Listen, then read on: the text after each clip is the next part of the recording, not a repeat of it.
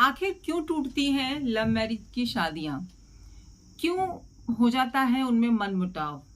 क्यों रिश्ता एंड की तरफ जाने लगता है धीरे धीरे? क्यों चाह कर भी वो उस रिश्ते को फिर नहीं बचा पाते हैं? क्यों?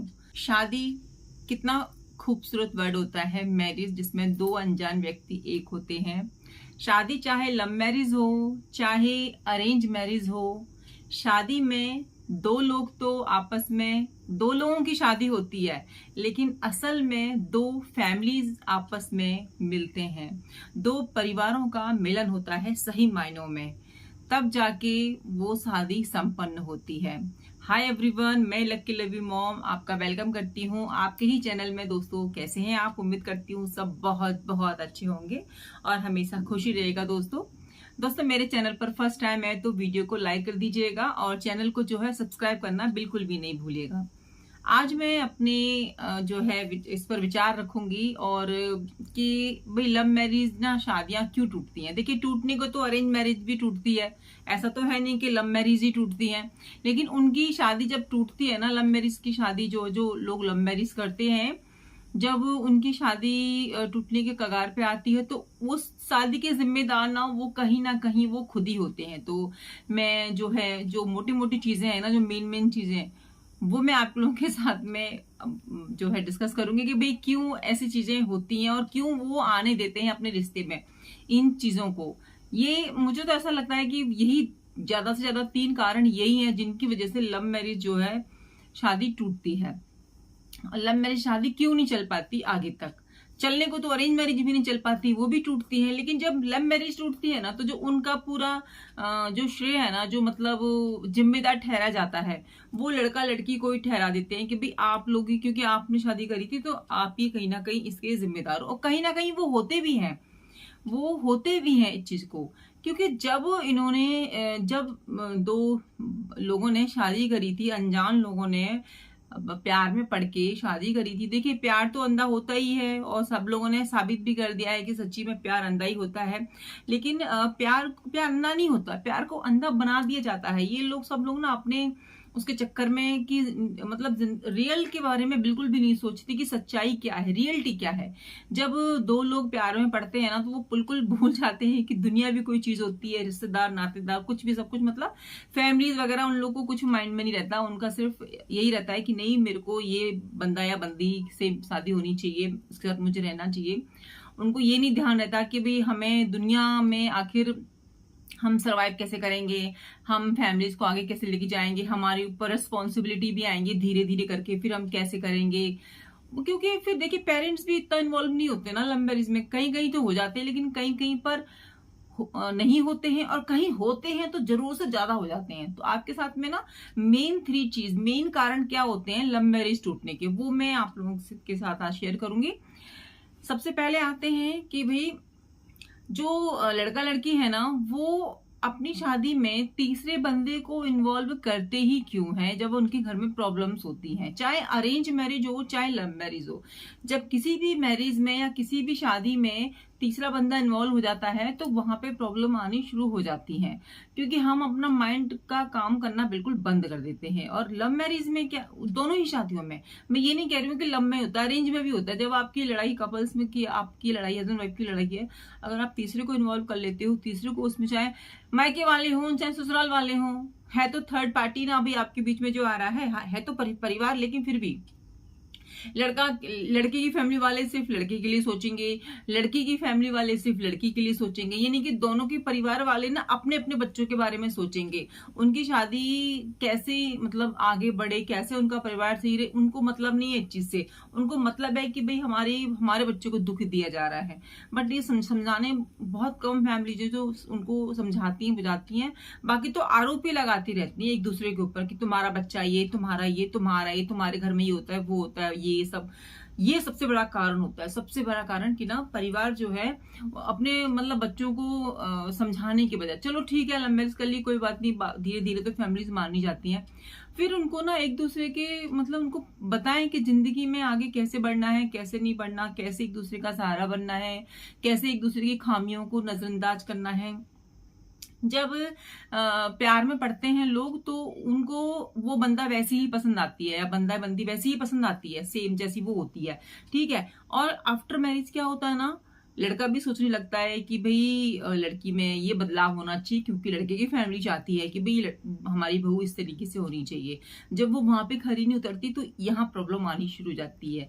अब वजन पड़ता है लड़के के ऊपर, क्योंकि उसको सच्ची में बहुत ज्यादा ध्यान से दोनों लोगों को हैंडल करना होता है। अगर वो यहाँ पे जो है मतलब हल्का पड़ गया या यहाँ पे वो उसके पैर डगमगा गए या उसने अपनी बुद्धि से काम नहीं लिया तो फैमिली जरूर से टूटनी ही टूटनी है। शादी तक आपकी दरार मतलब आने की संभावना ज्यादा बढ़ जाती है, क्योंकि आप किसी चीज को हैंडल ही नहीं कर पा रहे हो, ना अपनी माँ को कर पा रहे हो, ना अपनी वाइफ को कर पा रहे हो, आप समझ ही नहीं पा रहे हो आपको करना क्या है।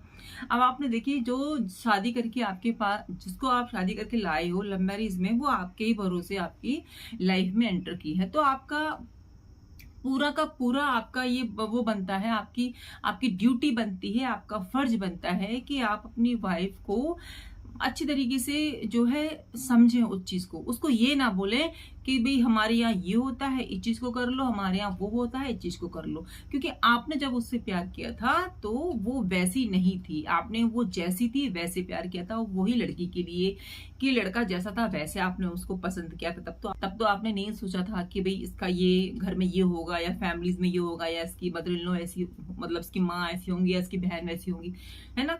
आपने सिर्फ लड़के को देख के शादी की और लड़की ने लड़के को देख के, तो बाद में फैमिलीज फिर आपने क्यों इतना स्पेस दे दिया अपनी शादी में कि हर कोई आके आपको बोलने लगे। आपको देना ही नहीं है, आपको अंडरस्टैंड करके रखना है। ये दूसरी चीज हो गई कि आप अपनी चीजों को खुद ही हैंडल कीजिए, खुद ही। आप जैसे आपने एक दूसरे को पसंद किया था वैसे ही आगे तक बना के रखिए, नहीं तो यहाँ पे आके मैरिज टूटने लगती है। जब लड़के की फैमिली उसको ये बोलती है कि भाई हमारे यहाँ तो ऐसा होता है, ऐसा नहीं होता, और लड़की की जो पेरेंट्स हैं वो ये बोलते हैं कि हमारे यहाँ तो ये रीति रिवाज है, वो रीति रिवाज है, तो दोनों के टकराते हैं रीति रिवाज। अगर आप अदर कास्ट में जो है शादी करते हो, लव मैरिज करते हो, तो जाहिर सी बात है कितने भी पढ़े लिखे होंगे लेकिन पेरेंट्स यही चाहते हैं कि हमारा जो कल्चर है, हमारा वो है जो यहाँ का, वो फॉलो किया जाए। तो इसमें दोनों को समझदारी निभानी पड़ेगी, लड़का को भी और लड़की को भी। दोनों को अपनी फैमिली को साथ लेके चलना पड़ेगा। अगर आप चाहते हो कि फैमिली का आशीर्वाद मिले तो आपको जो है दोनों को साथ लेके चलना पड़ेगा। क्योंकि आपने जब प्यार किया था, शादी मतलब प्यार करने के बाद शादी आपकी जो अरेंज मैरिज हुई या लव मैरिज हुई, जैसे भी हुई, तब आपको इन चीजों का ज्ञान नहीं था। तब तो ये था कि जैसे तैसे शादी हो जाए बस। उसके बाद देखो जिम्मेदारियां आती हैं, फैमिली बढ़ती है, फैमिली में कई रिलेशन होते हैं, कई प्रॉब्लम्स भी साथ में आती हैं, और ये चीजें अरेंज में भी होती हैं। ऐसा नहीं है कि लव मैरिज में ही होती हैं, ये चीजें अरेंज में भी साथ साथ चलती हैं। लेकिन अरेंज मैरिज में क्या है ना, अरेंज मैरिज में फैमिली वाले अपने लेके चलते हैं अपना, कि भाई वो अपने निभाते हैं दोनों तरफ से। और लव मैरिज में क्या है कि लड़का लड़की को आगे आगे अपना बताना पड़ता है कि देखो हमारे यहाँ ये होता है, हमारे यहाँ ये होता है। उन दोनों को चीजें खुद से हैंडल करनी होती हैं। ये आपको मानना पड़ेगा कि आपको हैंडल करनी पड़ेंगी खुद से ही आपको बताना पड़ेगा, खुद से ही करना पड़ेगा। अरेंज में ऐसा नहीं होता, क्योंकि अरेंज में उनको पता होता है कि आपके रूल्स क्या हैं और इनके रूल्स क्या है, इनके यहाँ क्या होता है, और आपस में फैमिलीज भी बात करती रहती हैं। और लव में क्या है ना कि भाई फैमिलीज आपके थ्रू बात करेंगी, वो पहले से कांटेक्ट नहीं करेंगी, क्योंकि भाई सीधी सी बात है ना कि भाई आपकी मैरिज इस तरीके से हुई है, हो सकता है उनकी मर्जी से ना हुई हो।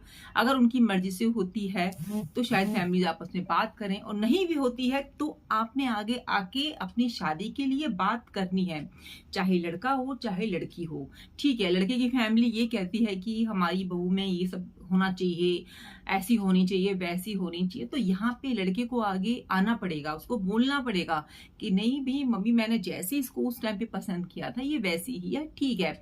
और ऐसी बात तो नहीं है कि जो लड़की शादी होके आई है वो आपके घर में जो आपकी जो रीति रिवाज है उनको वो नहीं निभाती है, या उनको निभाना नहीं चाहती, या उनको फॉलो नहीं करना चाहती। वो भी फॉलो करना चाहती है, उनको निभाना चाहती है, बट आप उसको समझाइए तो सही। आप प्यार से उसको बताइए ना, आपकी फैमिली में वो आई है ना। अभी इसके केवल क्या उन्होंने लव मैरिज की है, वो उसकी वजह से आपकी फैमिली में मतलब आप उनको वो चीज नहीं दे पा रहे हो, तो ये तो मुझे नहीं लगता कि कहीं सही बात है। लेकिन इसमें पूरा एक हम चीज देखें तो इसमें लड़के का ना बहुत ज्यादा कहेंगे वो रहेगा, मतलब काम करना इसमें लव मैरिज में लड़के के ऊपर बहुत ज्यादा इसमें बर्डन रहेगा, बहुत ज्यादा उनको करना पड़ेगा दोनों पक्ष के लिए, अपनी फैमिली के लिए भी और उनकी फैमिली के लिए भी और अपनी वाइफ के लिए भी।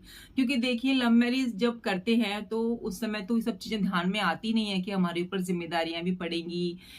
भाई होता ही ना उस समय रियली में पैर जो है हवा पे होते हैं और बंदा कुछ सोचता भी नहीं है, और एज भी ऐसी होती है 18 19 20 21 साल, वो थोड़ी सी एज ऐसी होती है जिसमें समझ नहीं आती है।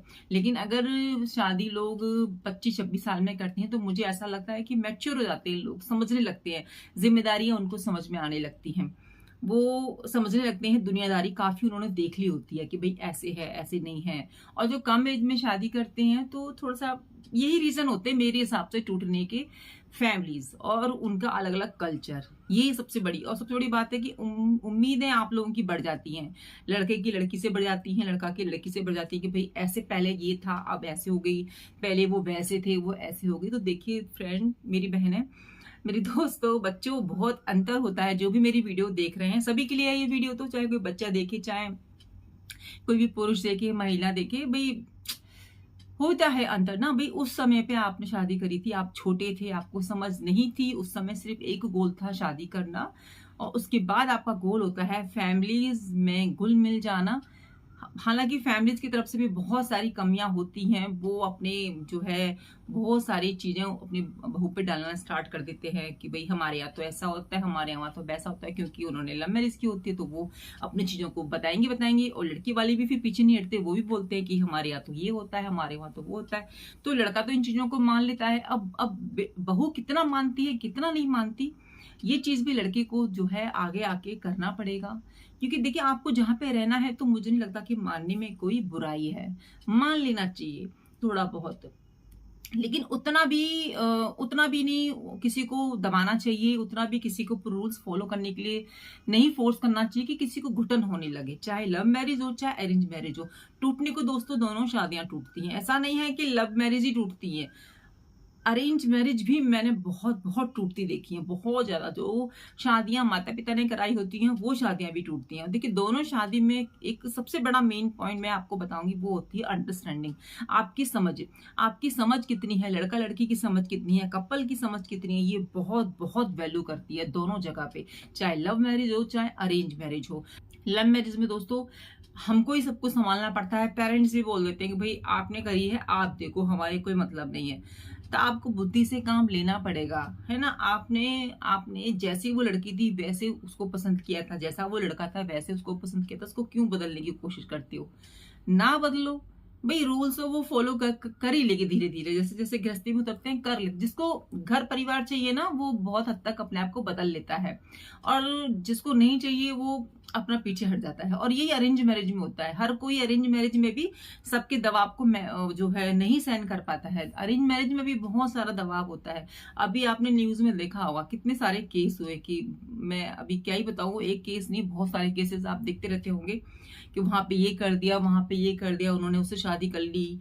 अरेंज मैरिज हो चाहे लव मैरिज हो, प्रॉब्लम्स दोनों शादियों में आती हैं, और दोनों शादियों में प्रॉब्लम सिर्फ एक तरीके से हल हो सकती है कि आपकी अंडरस्टैंडिंग कितनी है ना। तो आज की जो मेरी वीडियो थी वो लव मैरिज पे थी, कि लव मैरिज क्यों टूटती है। लव मैरिज इसलिए टूटती है कि शादी में जो है तीसरे की एंट्री हो जाती है, फिर उनका चलता है, आप अपनी बुद्धि का इस्तेमाल नहीं करते हो। सबसे मेन ये था। और दूसरा था कि आप अपनी जो हम हस्बैंड वाइफ की जो बातें होती हैं उनको हर जगह ना बताइए, उनको ना शेयर कीजिए ना, कि वाइफ ने क्या बोला या हस्बैंड ने क्या बोला, आप अपने मायके में बता रहे हो, वो अपने पेरेंट्स से बता रहा है। तो दोस्तों आपकी जो सोच है ना वो सबकी सोच नहीं हो सकती है, तो वहां से बात कहीं ना कहीं फैलेगी, फिर कुछ ना कुछ अलग अलग होके आएगी। तो जब आपको साथ रहना है तो फिर किस लिए एक दूसरे की बुराई करना, है ना। जो बुराई है वो सामने सामने बैठ के कीजिए। और तीसरी है आपकी जो कल्चर होता है उसको अपनाने के लिए फोर्स करना। भाई देखिए कोई भी शादी करता है तो अपना ही लेता है, धीरे धीरे टाइम लगता है सब चीजों को, चाहे वो लड़का हो चाहे लड़की हो, वो अपना ही लेता है। तो ये सब चीजें थी दोस्तों। शादी कोई भी हो, शादी हस्बैंड वाइफ ने निभानी होती है, लड़का लड़की ने निभानी होती है। फैमिली तो बाद में आती है। आपकी सोच अच्छी होगी, आप अगर एक दूसरे पर विश्वास करेंगे तो मुझे नहीं लगता कि कोई भी तीसरा आके आपकी शादी को जो है तोड़ेगा। बस ये है कि एक दूसरे पर दबाव ना पड़ाएं, एक दूसरे पर कोई भी चीज को फॉलो करने के लिए फोर्स ना करें कि आप ये करो वो करो। जो जैसा है उसको वैसे ही एक्सेप्ट करने की हिम्मत रखिए, क्योंकि आपने उसको वैसे ही एक्सेप्ट किया था। किसी को चेंज करने की बिल्कुल भी कोशिश ना करें कि आप ऐसे हो जाओ, आप पहले वैसे थे वैसे हो जाओ। दोस्तों, शादी के बाद जिम्मेदारियां पड़ती हैं, रिस्पॉन्सिबिलिटी आती है, परिवार बड़े होते हैं, सबका सोचना पड़ता है, देखना पड़ता है। तो कहीं ना कहीं वो प्यार है ना पीछे हट थोड़ा सा हो ही जाता है। लेकिन ऐसा नहीं कि वो खत्म होता है, वो थोड़ा सा पीछे हो जाता है बस, और कोई बात नहीं है। तो लोगों को लगता है कि नहीं, प्यार खत्म हो गया, अब शादी का क्या मतलब है, अब हम कहीं जाते नहीं है, हमसे वो पहले की तरह हंस के बात नहीं करते, सोना नहीं बोलते, बाबू नहीं बोलते, अब मेरा तो जीना ही बेकार है, ना मुझे कोई प्रपोज करते, कोई डे होता है वो सेलिब्रेट नहीं होता, या फिर फला बहुत सारी चीजें होती है ना। तो दोस्तों, शादी के बाद ना रियली में बहुत चीजें बदल जाती है। ये स्वीकार करके चलो कि शादी के बाद ये सब बदलना ही है। अगर मेरी वीडियो कोई कपल देख रहा है जिन्होंने शादी करनी है, तो बच्चों, शादी के बाद चीजें बदलेंगी ही। ये मान के चलो, जैसा आज है वैसा कल नहीं रहेगा, वो बदलेगा ही। देखिए, अरेंज मैरिज में क्या है ना कि दो अनजान लोग शादी करते हैं, वो जिंदगी भर एक दूसरे को समझते ही रहते हैं। हम तो, जैसे मेरी अरेंज है तो मैं समझ ही रही हूँ अपने हस्बैंड को जब से कि भाई मेरे हस्बैंड है कैसे। तो अब जाके जब मेरी आधी मतलब वो हो गई है हाफ, तब मुझे समझ में आया कि हाँ, मेरे हस्बैंड फाइनली ऐसे हैं। तो शायद हो सकता है अभी भी एक दो कमी ऐसी चीजें हों जो मैं नहीं समझ पाई हूँ, तो वो पूरी उम्र समझने में निकल जाती है। पुराने भी रिलेशन होते हैं तो वो उसमें एक दूसरे को समझे हुए होते हैं। तो वहां पर जब उनकी आफ्टर मैरिज लड़ाइयां होती है ना, तो वो पुरानी चीजों पे भी होती है कि आप तो वैसे थे, अब आप ऐसे करते हो, आप वैसे थे, अब आप ऐसे नहीं करते, अब आप मुझसे बात नहीं करते, अब आपने कभी मेरे को गुस्सा नहीं किया। तो दोस्तों, बदलाव होता है, आप मान के चलिए। जब वो दुनिया बिल्कुल अलग होती है और जब शादी में जब हम लोग पढ़ते हैं तो ये दुनिया बिल्कुल अलग होती है सपनों की दुनिया से। ये रियलिटी होती है, रियल दुनिया यही है जिसमें हम रह रहे हैं। सपनों की दुनिया नहीं जिसमें बाबू सोना लव यू ये सब बोलते हैं, ये सब हवाई बातें हैं। रियलिटी वही है कि आप भी काम करोगे, उनको भी काम करना पड़ेगा, कमाओगे तब खाओगे, तब बच्चों को पढ़ाओगे। सच्चाई यही है। और सबसे बड़ी सच्चाई ये है कि आप अब पति पत्नी हो, गर्लफ्रेंड बॉयफ्रेंड नहीं हो। तो आपके ऊपर रिस्पॉन्सिबिलिटी है, उसको समझिए और अपनी शादी को बचाइए और आगे तक जो है लेके जाइए। और आप ही ऐसा कर सकते हो, कोई तीसरा ऐसा नहीं करेगा। तो ये जो कारण थे दोस्तों, मैंने आपके लोगों के साथ में जो बताया कि भाई इस तरीके से शादियां टूटती हैं और बचती भी इसी तरीके से हैं, है ना। तो दोनों चीजें मैंने आप लोगों के साथ में डिस्कस की। आई होप आपको मेरी वीडियो पसंद आई होगी। तो वीडियो को लाइक और चैनल को क्या करना है, सब्सक्राइब करना बिल्कुल भी नहीं भूलिएगा। मिलती हूँ नई वीडियो में। अपना ध्यान रखिए, अपनों का ध्यान रखिए। जय श्री कृष्णा, राधे राधे।